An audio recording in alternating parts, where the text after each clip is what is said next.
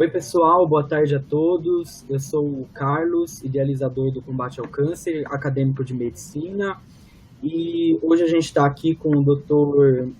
Vilmar Marques. Ele é vice-presidente da Sociedade Brasileira de Mastologia, e a gente está aqui um pouquinho para falar sobre reconstrução mamária, né, oncoplastia. Está tendo um evento em São Paulo, que é a Jornada Brasileira de Oncoplastia, que vai do dia 26 ao dia 28 de maio. Boa tarde, doutor Vilmar, tudo bem? Boa tarde, Carlos. Boa tarde aos internautas. Tá, tudo ótimo. Estamos aqui no nosso evento, está sendo um sucesso. Legal. Doutor Vilmar, a primeira pergunta que eu queria fazer para o senhor, ao vivo, né, com todos os pacientes, alguns já enviaram essas perguntas previamente, mas a primeira pergunta era sobre como está esse cenário da reconstrução mamária aqui no Brasil. A reconstrução mamária, Carlos, vem aumentando a realização das reconstruções de forma exponencial. Se nós voltássemos em 98, quando o Fernando Henrique fez a lei da obrigatoriedade da reconstrução, que a mulher teria o direito de realizar a reconstrução, naquela época a taxa de reconstrução já era ao redor de 5%, era muito baixa, poucas mulheres conseguiam realizar a reconstrução mamária. Esse número veio crescendo ano a ano. Hoje podemos dizer que pelo menos 20% das mulheres têm as suas mamas reconstruídas. Isso se deve muito à ação da Sociedade Brasileira de Mastologia, promovendo cursos de reconstrução, cursos de capacitação e aumentando de forma exponencial os colegas que realizam essas reconstruções em âmbito SUS. Então, hoje, a mulher que procura o SUS, ela tem, podemos dizer, no mínimo 20% delas, suas mamas reconstruídas. Nós vamos fazer uma publicação nos próximos meses, mostrando que esses números são ainda muito superiores do que os 20%, obviamente que varia de estado para estado. Né? Por exemplo, no estado de São Paulo está girando ao redor de 30%. Ah, sim. E doutor, qual que é a finalidade dessa Jornada Brasileira de Oncoplastia? A Jornada Brasileira de Oncoplastia, ela visa trazer aos colegas o conhecimento de novas técnicas que possam ser aplicadas na reconstrução mamária. Nós trazemos para esta jornada vários professores nacionais e alguns internacionais, e nós realizamos cirurgias que são transmitidas simultaneamente para o auditório, onde os palestrantes estão presentes, e nós procuramos realizar cirurgias com certo grau de complexidade e que nós possamos usar uma forma de resolução atingindo um resultado satisfatório da reconstrução que possa facilitar o dia a dia do colega na realização dessas reconstruções. Então, é muito proveitoso, é uma jornada bastante procurada e com certeza que o colega que frequenta, que vem assistir a nossa jornada, leva para casa informações muito valiosas para o seu dia a dia. Ah, legal. E doutor, uma outra pergunta aqui seria se toda mulher ela pode fazer a reconstrução. Se tem algum impedimento e as que não podem, o porquê desse impedimento, né? Você só contraindicaria uma reconstrução em situações muito específicas. E quais seriam essas situações específicas? Primeiro, condições gerais da paciente. Imaginemos, então, uma paciente que tenha muitas comorbidades, hipertensa, diabética, tabagista, onde ela tem uma reserva fisiológica muito baixa. Então, esta mulher, é melhor você poupá-la de uma cirurgia de um porte maior, porque ela vai ter uma contraindicação, a cirurgia de um porte maior, e realizar uma cirurgia de um porte menor. Então, com isso, você evita a reconstrução para evitar o quê? Taxa de complicações, tanto sistêmica quanto locais. Então, essas seriam as principais contraindicações. Uma outra contraindicação seria a contraindicação referente à doença. Imaginemos que ela tem uma doença localmente avançada, um tumor localmente avançado e uma doença já disseminada. Então, não tem por que você realizar uma reconstrução, você faz simplesmente uma cirurgia para higienização local, evitando uma reconstrução, porque essa doença deve recidivar, deve voltar num curto período de tempo. São basicamente essas contraindicações. O restante das pacientes devem ser todas reconstruídas. Ah, legal. E, doutor, quais são as especialidades que podem fazer esse procedimento, a reconstrução?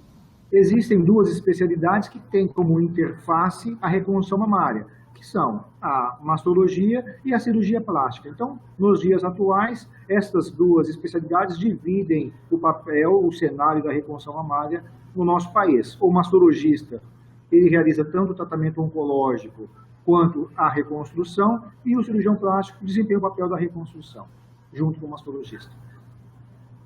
E após a reconstrução, uma paciente enviou aqui para a gente uma pergunta, se após a reconstrução é normal perder a sensibilidade no mamilo, e se é possível reverter isso.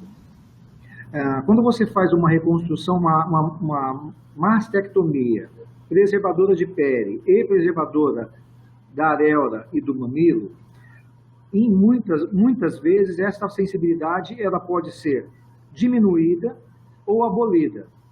Quando a paciente refere que ela está diminuída, essa sensibilidade geralmente volta. Quando ela diz que a sensibilidade está abolida, mas você estimula a areola e o mamilo, e ele ainda contrai, a musculatura da papila ainda contrai, provavelmente essa sensibilidade volta. Quando você faz esse estímulo motor e você não vê contração muscular da areola e da papila, dificilmente essa sensibilidade vai voltar, mas pode voltar. Porque, como nós sabemos, a regeneração do nervo é muito lenta. Então, ela deve voltar no período de 6 meses a 2 anos. Se não voltar nesse período, daí não volta mais. Ah, entendi. Uma outra paciente enviou uma pergunta sobre os prós e contras da prótese expansora. Ótima pergunta. Uma pergunta que caberia uma aula específica para isso. A prótese expansora, a gente chama de expansor definitivo também, tem essas duas nóminas.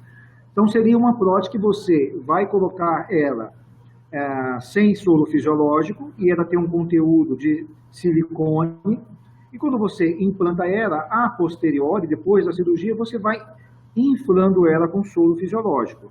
O nome dela diz, é um expansor definitivo, é uma prótese expansiva. Então, ela não é feita para ser trocada.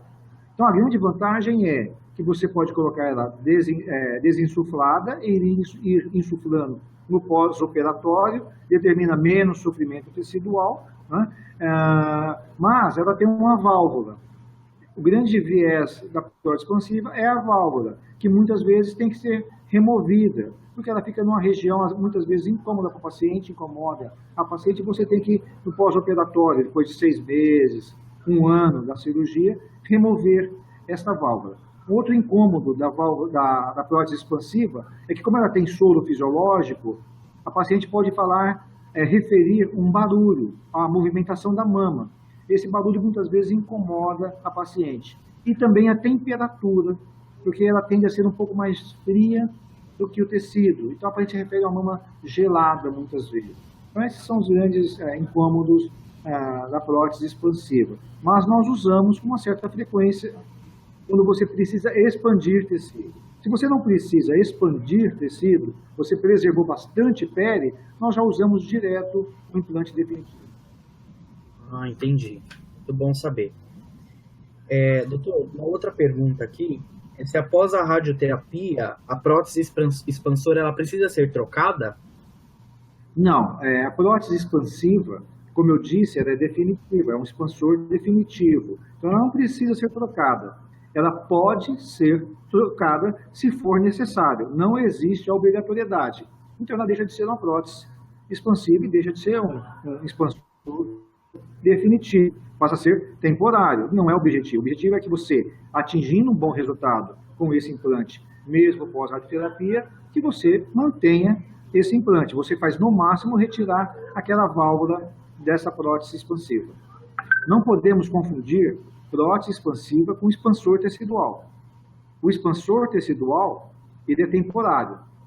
Ele deve ser trocado no pós-operatório. Agora, a prótese expansiva, ela tem boa parte dela com silicone. Ou 25%, ou 35%, ou 50% dela já é feita de silicone. E o restante vai ser insuflado com soro fisiológico. Então, ela é feita para ser definitiva. Ah, sim.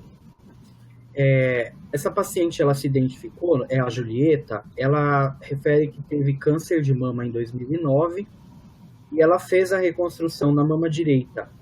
E ela pergunta, né, se essa reconstrução ela é para toda a vida ou se ela precisa ser trocada, precisa ser, se ela precisa passar por outras cirurgias posteriormente.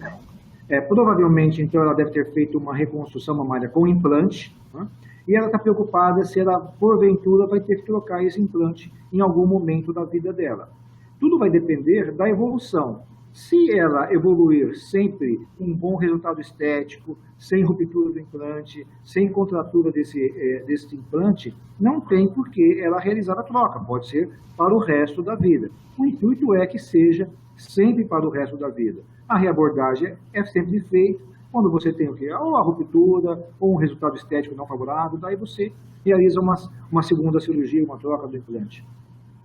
Ah, legal.